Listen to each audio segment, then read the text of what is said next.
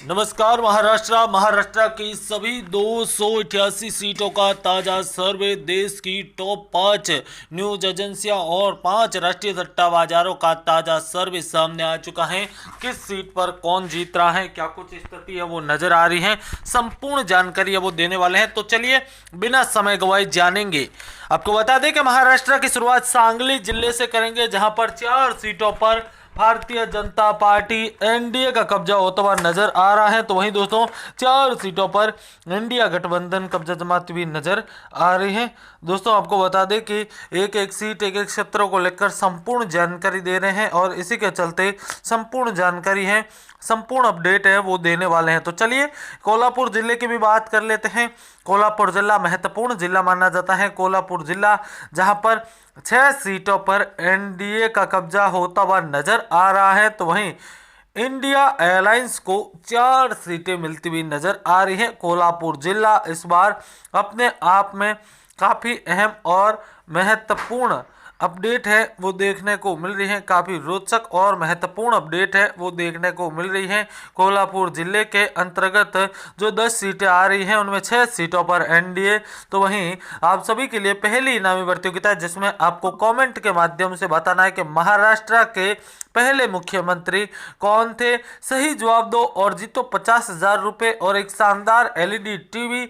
आपको इस वीडियो में जब 20,000 लाइक होंगे तब विजेता का ऐलान किया जाएगा, इसीलिए सभी ज़्यादा से ज़्यादा कमेंट करें।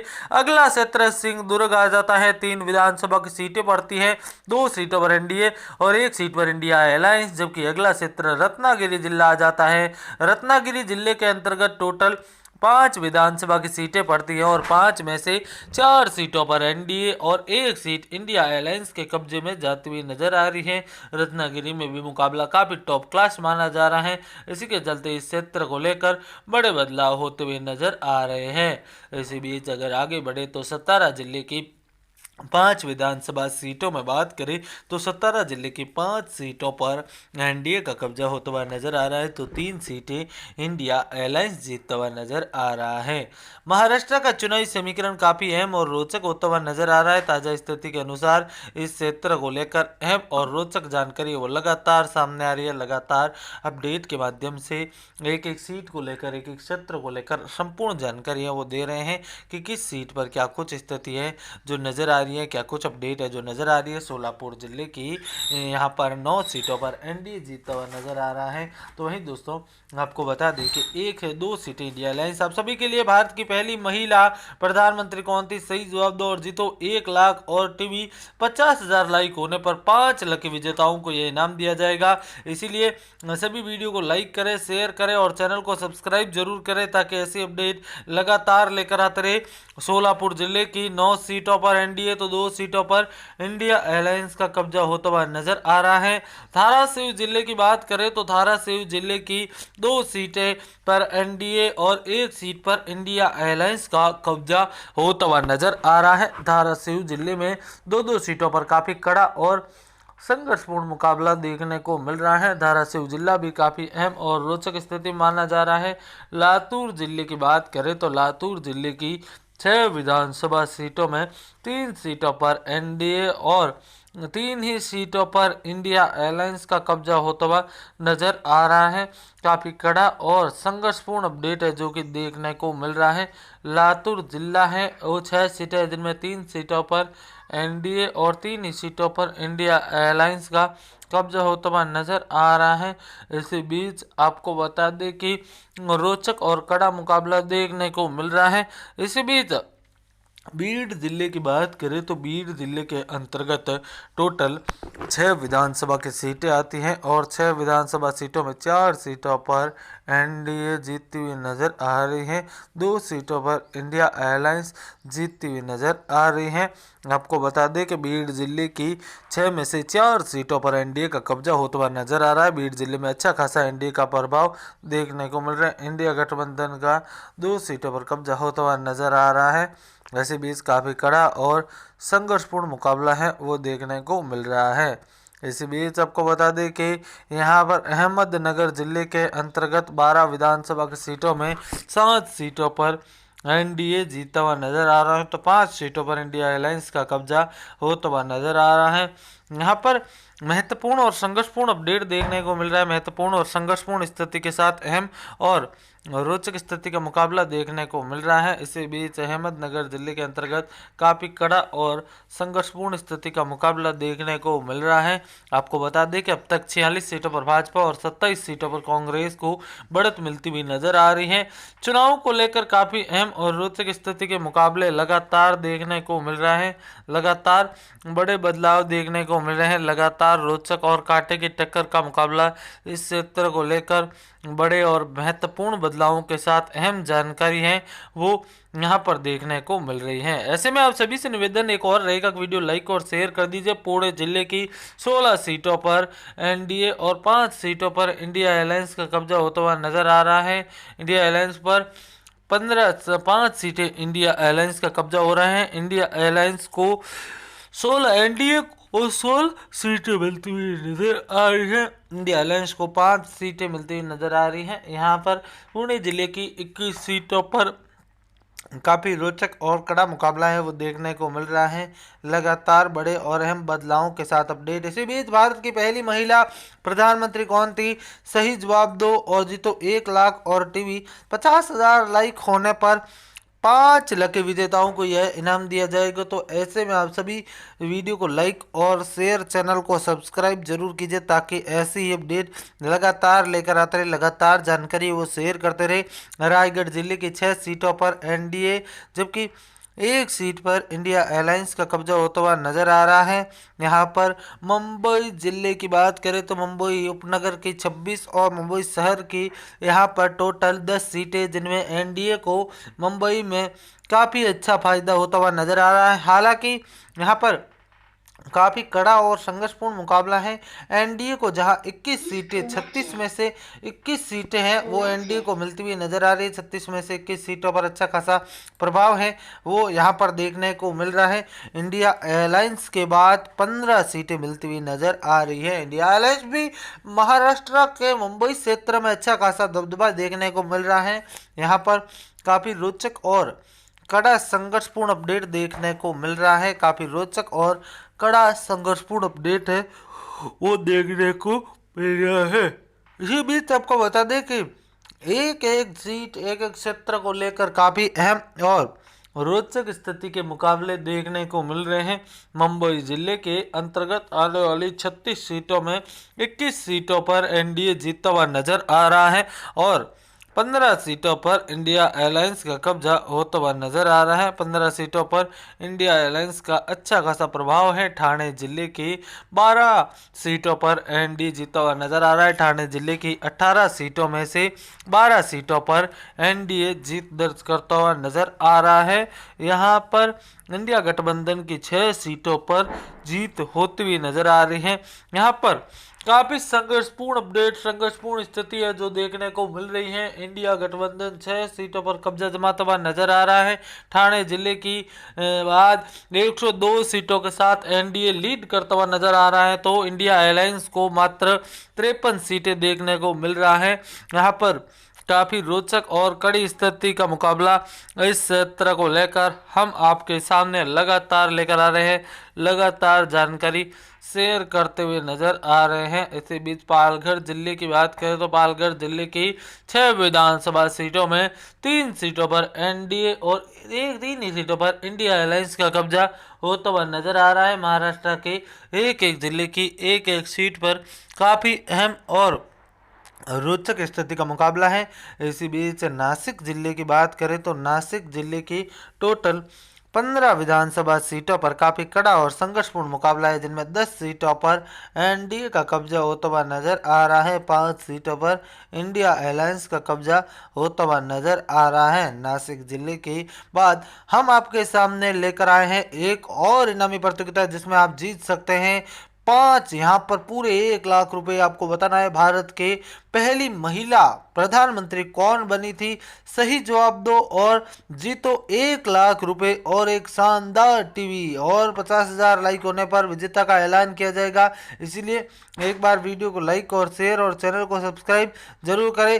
संभाजी नगर जिले की बात करें तो संभाजी नगर जिले के अंतर्गत 9 सीटें आती है, जिनमें 7 सीटों पर एनडीए का कब्जा होता हुआ नजर आ रहा है। तो वहीं इंडिया अलायंस को 2 सीटें मिलती हुई नजर आ रही है। इंडिया अलायंस को 2 सीटों पर जीत मिलती हुई नजर आ रही है। काफी अहम और रोचक स्थिति का मुकाबला है वो देखने को मिल रहा है। वहीं दोस्तों हमको बता दें कि अगर आगे बढ़े तो हमारे पास आगे काफ़ी अहम और रोचक स्थिति का मुकाबला देखने को मिल रहा है। इसी बीच आपको बता दें कि जालना जिले की बात करें तो 5 सीटों वाले जालना जिले में 4 सीटों पर एनडीए और 1 सीट पर इंडिया अलायंस का कब्जा होता हुआ नजर आ रहा है। इसी बीच आप सभी को बता दें कि वीडियो को लाइक और शेयर और चैनल को सब्सक्राइब जरूर कीजिए ताकि ऐसी अपडेट लेकर आते रहे। लोकसभा चुनाव 2024 से जुड़ी तमाम जानकारी देते रहेंगे। इसी बीच आपको बता दें कि आगे बढ़े तो हमारे पास परभणी जिले की बात करें तो परभणी जिले की 4 विधानसभा सीटों में 2 सीटों पर यहां पर एनडीए और 2 ही सीटों पर इंडिया अलायंस का कब्जा होता हुआ नजर आ रहा है। हिंगोली जिले की बात करें तो हिंगोली जिले की यहां पर 2 सीटों पर एनडीए और 2 सीटों पर इंडिया अलायंस का कब्जा होता हुआ नजर आ रहा है। इसी बीच वर्तमान में काफ़ी रोचक और कड़ा मुकाबला देखने को मिल रहा है। नांदेड़ जिले की बात करें तो नांदेड़ जिले की बात करें तो 9 सीटें हैं जिनमें एनडीए 5 सीटें जीतती हुई नजर आ रही हैं, जबकि 4 सीटों पर एनडीए का कब्जा इंडिया अलायंस का कब्जा होता हुआ नजर आ रहा है। एनडीए को 5 सीटें मिलती हुई नजर आ रही हैं, इंडिया अलायंस को 4 सीटें मिलती हुई नजर आ रही है। नांदेड़ जिले में काफ़ी कड़ा और संघर्षपूर्ण मुकाबला इस क्षेत्र से हमें देखने को मिल रहा है और इसी के चलते एक एक सीट एक एक क्षेत्र को लेकर काफ़ी अहम और महत्वपूर्ण अपडेट देखने को मिल रही है। इसी बीच आप सभी को बता दें कि एक एक सीट एक एक क्षेत्र को लेकर काफ़ी अहम और रोचक स्थिति यवतमाल की बात करें तो यवतमाल जिले के अंतर्गत 6 विधानसभा सीटें पर एनडीए का कब्जा होता हुआ नजर आ रहा है। एनडीए 6 सीटों पर कब्जा जमाते हुए नजर आ रहे हैं। एनडीए का 6 सीटों पर कब्जा हो रहा है, जबकि इंडिया अलायंस को 1 सीट मिलती हुई नजर आ रही है। इंडिया अलायंस काफ़ी अहम और महत्वपूर्ण स्थिति में नजर आ रही है। चंद्रपुर जिले के अंतर्गत 6 सीटें आती हैं और इन 6 में से 3 सीटों पर एनडीए जबकि 3 सीटों पर इंडिया अलायंस का कब्जा होता हुआ नजर आ रहा है। काफ़ी कड़ा और रोचक स्थिति का मुकाबला देखने को मिल रहा है। इसी बीच आपको बता दें गढ़चिरौली जिले की बात करें तो गढ़चिरौली जिले के अंतर्गत 3 सीटें आते हैं, 2 सीटों पर एनडीए और 1 सीट पर इंडिया अलायंस का कब्जा होता हुआ नजर आ रहा है। गढ़चिरौली जिले की बात करें तो गढ़चिरौली जिलों को यहाँ पर 2 सीटें, गोंदिया जिले की 2 सीटों पर एनडीए और 2 ही सीटों पर इंडिया अलायंस का कब्जा होता हुआ नजर आ रहा है।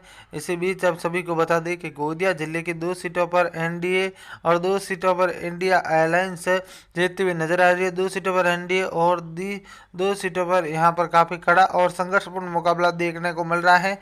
भंडारा जिले की बात करें तो 3 सीटें आती हैं इस जिले के अंतर्गत और इन 3 में 2 सीटों पर एनडीए और 1 सीट पर इंडिया अलायंस का कब्जा होता हुआ नजर आ रहा है, जो कि अहम और महत्वपूर्ण। यहाँ पर भाजपा 151 सीटों से अधिक सीटें जीत रही हैं, जबकि आपको बता दें कि अगर बातें तो नागपुर जिले की बात करें तो नागपुर जिले की 9 सीटों पर एनडीए का कब्जा होता हुआ नजर आ रहा है। नागपुर जिले की यहाँ पर 9 सीटों पर एनडीए जबकि 3 सीटों पर इंडिया अलायंस का कब्जा होता हुआ नजर आ रहा है। नागपुर जिले में एक तरफा एनडीए का कब्जा होता हुआ नजर आ रहा है। वर्धा जिले की बात करें तो वर्धा जिले से पहले भारत की पहली महिला राष्ट्रपति कौन थी? सही जवाब दो और जीतो 2 लाख और टीवी। जी हाँ दोस्तों, भारत की पहली महिला राष्ट्रपति कौन थी? सही जवाब दीजिए, पहले राष्ट्रपति कौन थे और जवाब दो और जीतो 2 लाख रुपए और टीवी। 99,000 लाइक पूरे होने पर विजेता का ऐलान किया जाएगा। इसी बीच वाशिम जिले की बात करें तो वाशिम जिले की 3 सीटें आती हैं और तीनों ही सीटों पर एनडीए का एक तरफा कब्जा होता हुआ नजर आ रहा है। वाशिम जिले की 3 सीटों पर एक तरफा कब्जा एनडीए का होता हुआ नजर आया है। इसी बीच सभी को बता दें कि अकोला जिले की 3 सीटों पर एनडीए और 2 सीटों पर इंडिया अलायंस का कब्जा होता हुआ नजर आ रहा है। 3 सीटों पर एनडीए और 2 सीटों पर इंडिया अलायंस कब्जा होता हुआ नजर आ रहा है।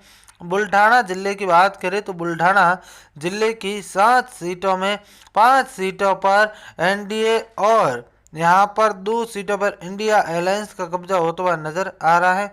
काफ़ी कड़ा और रोचक संघर्षपूर्ण अपडेट है वो देखने को मिल रहा है। लगातार बड़े और अहम बदलाव हैं जो कि देखने को मिल रहा है। काफ़ी अहम और रोचक स्थिति का मुकाबला है वो देखने को मिल रहा है।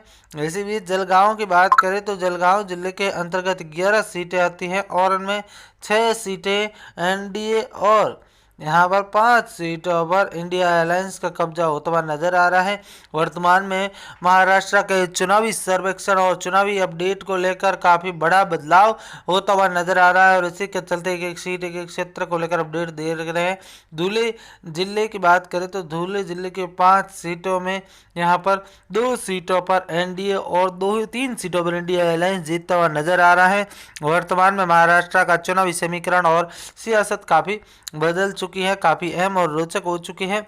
इसी बीच आप सभी को बता दें कि एक एक सीट एक एक क्षेत्र को लेकर काफ़ी अहम और रोचक स्थिति का मुकाबला देखने को मिल रही है। इसी बीच आपको बता दें कि आगे बढ़े तो हमारे पास अगला जिला नंदुरबार जिला आ जाता है। 2 सीटों पर एनडीए और 2 ही सीटों पर इंडिया अलायंस का कब्जा होता हुआ नजर आ रहा है।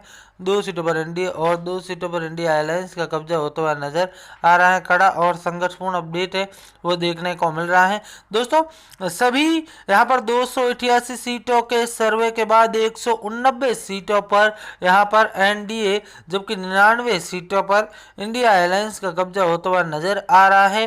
भारतीय जनता पार्टी शरद पवार की एनसीपी और भारतीय जनता पार्टी अजीत पवार की एनसीपी और एकनाथ शिंदे की शिवसेना का काफी बड़े बदलावों के साथ यहाँ पर जीत दर्ज करती हुई नजर आ रही है। भाजपा का यहाँ पर गठबंधन को लगभग 15 सीटों का भारी नुकसान हो रहा है, लेकिन पूर्ण बहुमत की सरकार बना रही है। पूर्ण बहुमत की यहाँ पर सरकार बनाने की स्थिति में नजर आ रही है। दोस्तों जुड़े रहे हमारे साथ, वीडियो को लाइक शेयर, चैनल को सब्सक्राइब। धन्यवाद। जय हिंद, वंदे मातरम।